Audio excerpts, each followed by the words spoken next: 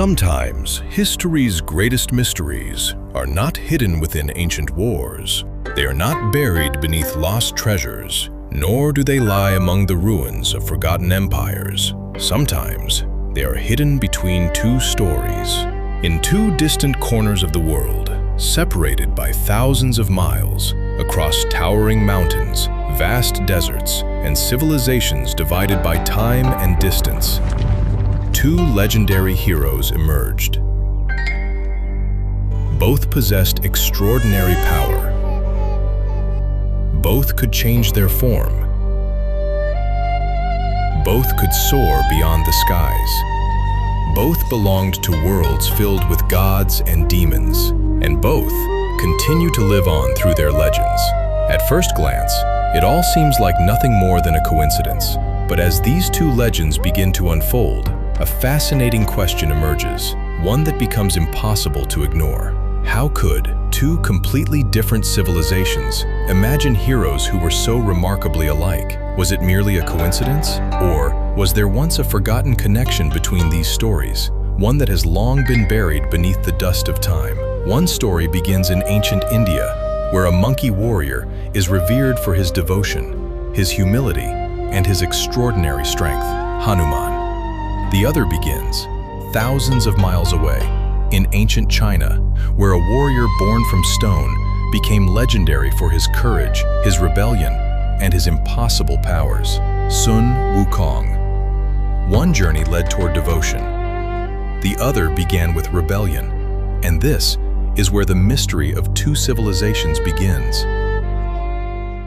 Every great legend begins with a birth, but the beginnings of these two stories were anything but ordinary.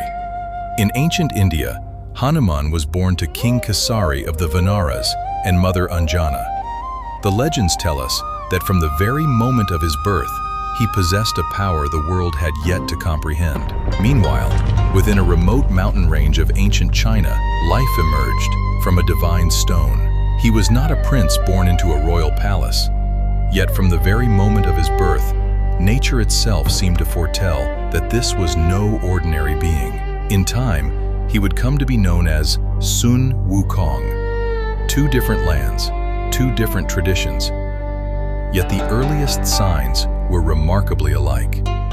One day, the young Hanuman mistook the glowing sun for a ripe fruit, and in his innocence, he leapt into the sky to seize it. It was more than a playful childhood tale. It was the first glimpse of the extraordinary power that would one day carry him across an ocean. Sun Wukong, too, was never meant to live within limits. His curiosity led him beyond the mountains in search of something greater. He sought knowledge, he sought power, and above all, he sought to understand how to escape the grip of mortality. This was the beginning of his quest for immortality. On one side, Hanuman was blessed by the gods with divine gifts. On the other, Sun Wukong earned his extraordinary abilities through discipline and relentless struggle. Now both possessed extraordinary power. But once they had gained that power, their paths began to diverge, because power alone never defines a legend. Its true meaning depends on the purpose it serves. Hanuman's strength found its purpose through Lord Rama. In the Ramayana, Hanuman is far more than a mighty warrior. He embodies a strength that willingly dedicates itself to a cause greater than itself. He crosses an ocean, he reaches Lanka, yet every time, the story is never about his glory. It is about his devotion and selfless service. Meanwhile, Sun Wukong's power follows a very different path. And when heaven refuses to acknowledge his worth, he challenges heaven itself. This is where the two legends begin to part ways.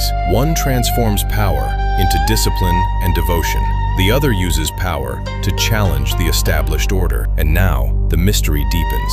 The question is no longer why they were so alike. It becomes why, with the same powers, they chose such different paths.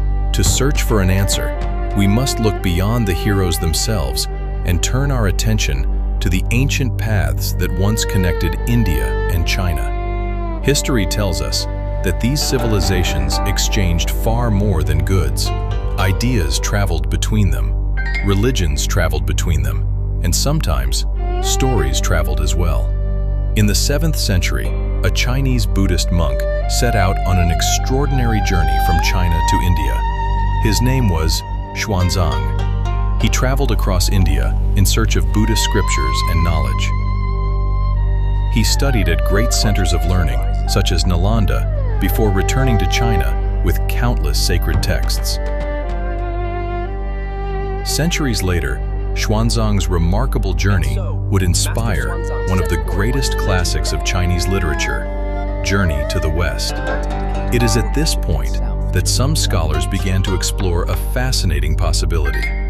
The renowned 20th century Chinese philosopher and historian Hu Shi suggested that the character of Sun Wukong may have been influenced by Indian traditions, particularly the stories of Hanuman. The idea continued to be debated. In 1998, a research paper published in Sino-Platonic Papers titled Indigenous or Foreign, a look at the origins of the monkey hero Sun Wukong also examined this possibility.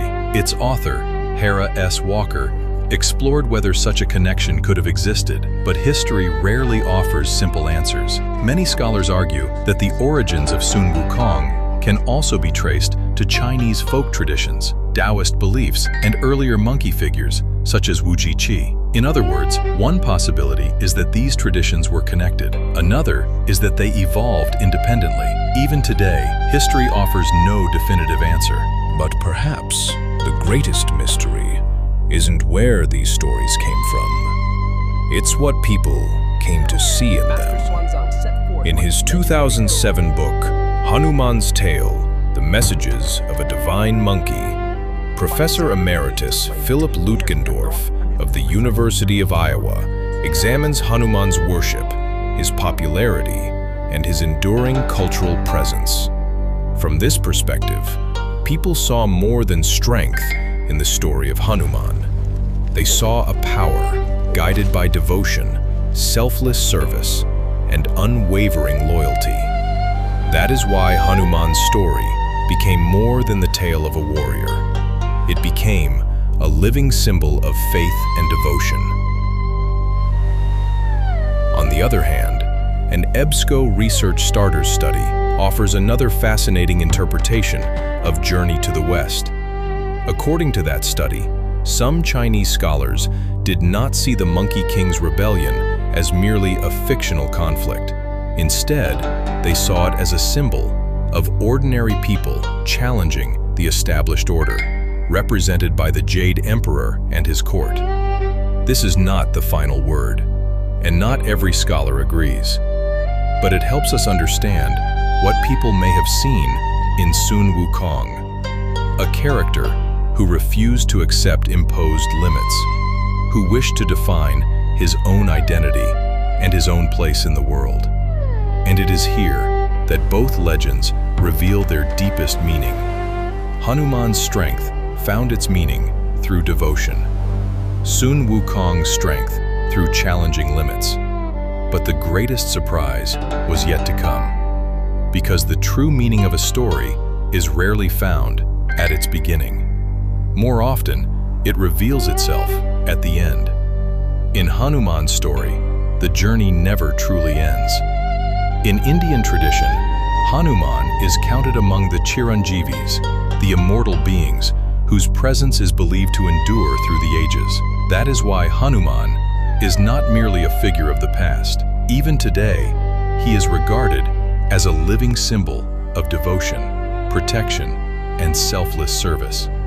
Likewise, Sun Wukong's journey does not end in rebellion. By the end of Journey to the West, he is no longer the proud and defiant warrior he once was. After a long journey through discipline and experience, he attains Buddhahood. From that day on, he is known as the victorious fighting Buddha. And here, the two stories draw close once again. One dedicated his strength to devotion. The other transformed his pride into wisdom. Yet in the end, both journeys became journeys that rose beyond power itself.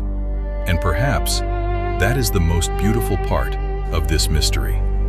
Perhaps the question isn't simply, Why Hanuman and Sun Wukong seem so remarkably alike? Perhaps the deeper question is, why two distant civilizations, following two very different paths, arrived at the same truth, that strength remains incomplete until it becomes something greater than oneself?